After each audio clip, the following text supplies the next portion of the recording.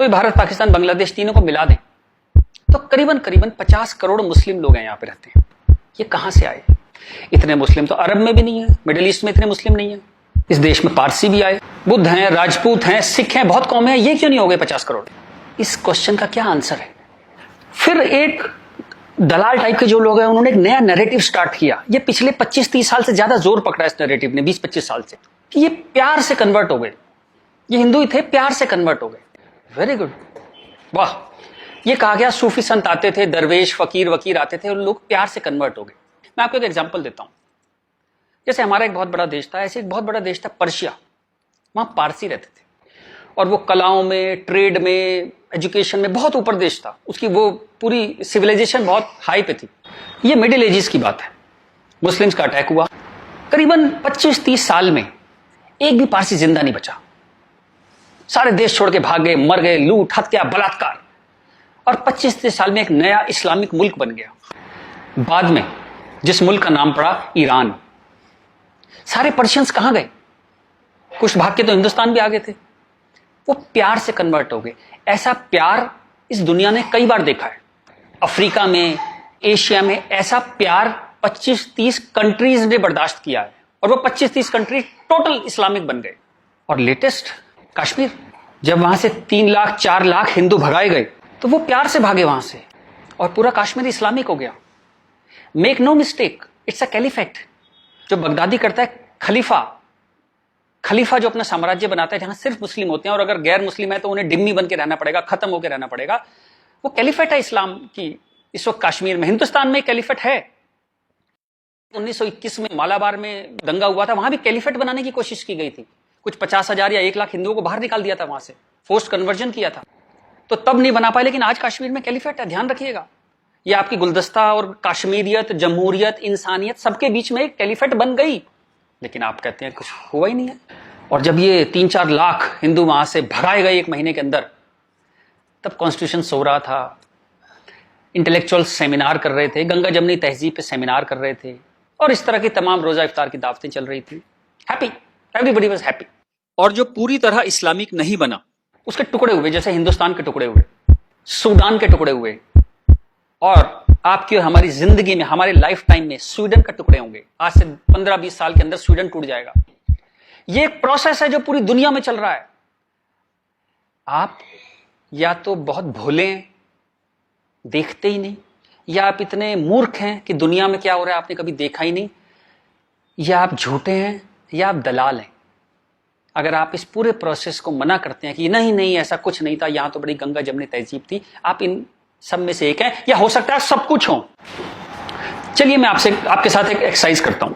आपके एक दादा होंगे, एक दादा परिवार है, दादा, चाचा, ताऊ, बुआ, फूफा, उधर के उनके बच्चे, सब एक पूरी फैमिली ट्री वो है। एक नाना की तरफ से है, तो एक आदमी करीबन ऐसे 10-15 परिवार उसके आसपास होते हैं। इसके बाद आप कॉलेज, आपका कॉलेज, स्कूल कॉलेज, जहां 50-100 स्टूडेंट हैं, जिसमें कुछ दोस्त हैं जो आपके साथ ट्रेवल करते हैं जिंदगी भर। फिर आपका मोहल्ला, आपकी कॉलोनी, वहां भी आप 10-20 परिवारों को जानते हैं। यूं कहें एक आदमी मोटा मोटा 700-800 1000 लोगों की खबर उसको होती है, डायरेक्ट खबर, चाहे मिले ना, कि कोई बहुत दूर रहता है, लेकिन हाँ पता लगता है उसकी शादी हो गई, उसके बच्चा हो गया, डेथ हो गई, कुछ बहुत अच्छा हो गया, बहुत बुरा हो गया, खबर आ जाती है कहीं ना कहीं से। अब मैं आपसे एक्सरसाइज करता हूं, पिछले 20-30-50 साल में ये इन 1000 लोगों में से कितने लोग मुस्लिम बने, कितने लोग कन्वर्ट हुए? आंसर मिलेगा 0। क्या हुआ? सारे सूफी, दरवेश, फकीर रिटायर हो गए, आईपीएल देखने चले गए, इस्लाम की कशिश खत्म हो गई। दोस्त, जब तक गर्दन पे तलवार ना हो ना, कोई कन्वर्जन नहीं होता, या बहुत सारे पैसे ना हो, कोई कन्वर्जन नहीं होता। उसके बाद पार्लियामेंट पे अटैक हुआ, इस देश की पार्लियामेंट पे अटैक हुआ, और उसमें शामिल अफजल गुरु, उसके सम्मान में, उसके समर्थन में लोग खड़े हैं, हजारों लोग मुसलमान खड़े हैं, और हमने तब भी कुछ नहीं कहा। इस देश में हाहाकार नहीं हुआ। मुंबई में कुछ साल पहले आजाद मैदान में एक रैली हुई, किस लिए हुई? रोहिंग्याओं के समर्थन में। आपका क्या लेने देना रोहिंग्याओं के समर्थन में? और रैली के आखिर में क्या हुआ? जो शहीदों के लिए स्मारक बना है, फौजियों के लिए, शहीदों के लिए जो स्मारक बना है, उसको जूते मार मार के तोड़ दिया। इतनी नफरत आपके मन में इस देश के लिए, और कोई कुछ कहता ही नहीं, कोई कुछ कह ही नहीं पा रहा था। ये चल रहा था इस देश में।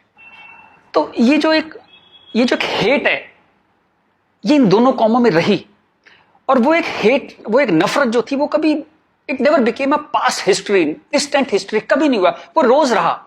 कभी वो अफजल गुरु के रूप में आ गई, कभी वो क्रिकेट मैच के रूप में आ गई, कभी कश्मीर, कभी आजाद मैदान, वो हमेशा कभी ना कभी उसके न्यू एडिशंस आते रहते थे। एक और एक्सरसाइज करते हैं। आप मोटरसाइकिल चलाते हैं, कार चलाते हैं, साइकिल स्कूटर कुछ चलाते होंगे। जब भी आप सड़क में जाते हैं तो थोड़ा संभल के चलते हैं, लेकिन आपके शहर के जो मुस्लिम एरिया है, जब उसमें आप जाते हैं तो कुछ एक्स्ट्रा संभल के चलते हैं कि नहीं? एक्स्ट्रा संभल के, कि अगर यहां लग गई तो एक्स्ट्रा पिटाई होगी। वो जो फियर है आपके अंदर, वो जो डर है, वो कमाल की चीज है, जिसको देश कहता है नहीं, एक सिस्टम कहता है नहीं, लेकिन आपके अंदर है, करोड़ों लोगों के अंदर है, 100 करोड़ लोगों के अंदर है वो डर। और एक आखिरी एक्सरसाइज, जब भी आपको कोई ज्ञान बांटता हुआ आदमी मिले, सेकुलर मिले, इंटेलेक्चुअल मिले, गंगा जमनी तहजीब वाला आदमी मिले, सब बराबर हैं, सब धर्म है, तो उसको कहिएगा चलिए एक पेज पे लिखते हैं, गीता, बाइबल, कुरान सब एक जैसे हैं, जीसस, राम, कृष्ण, पैगंबर मोहम्मद सब एक जैसे हैं, ना कोई छोटा ना कोई बड़ा, सब प्यारे इंसान है, सब बढ़िया हैं, सब बराबर हैं। एक पेज पे लिख के उसे बोली जरा 2-4 मुस्लिम से साइन करा के ला। ऐसी ची की आवाज आएगी उस इंटेलेक्चुअल की, आपके पास जिंदगी में दोबारा नहीं आएगा। वो एक मुसलमान के साइन नहीं करा सकता इस बात पे। ये सारा ड्रामा हमारे लिए है। ये तो जहां से मैंने बात शुरू करी थी कि ये जो गुस्सा है, ये कई 100 साल का गुस्सा है, जिसको वेंट नहीं मिला, कभी निकलने की जगह नहीं मिली। और ये जो बार बार दंगे होते हैं ना, ये उसकी EMI है। And coming back to the point, Modi कोई आदमी है ही नहीं, मोदी वो मौका है और वो गारंटी है कि इस बार जब शाहबानो पार्लियामेंट में आएगी कि हलाला हो गया, कि 4 विवाह हो गया, कुछ हो गया, इस बार पार्लियामेंट ब्लैकमेल नहीं होगी। वो एक शख्स नहीं है, वो एक इमोशनल बाम है, एक इमोशनल मलहम है, जिसकी इस देश को कई 100 साल से जरूरत थी।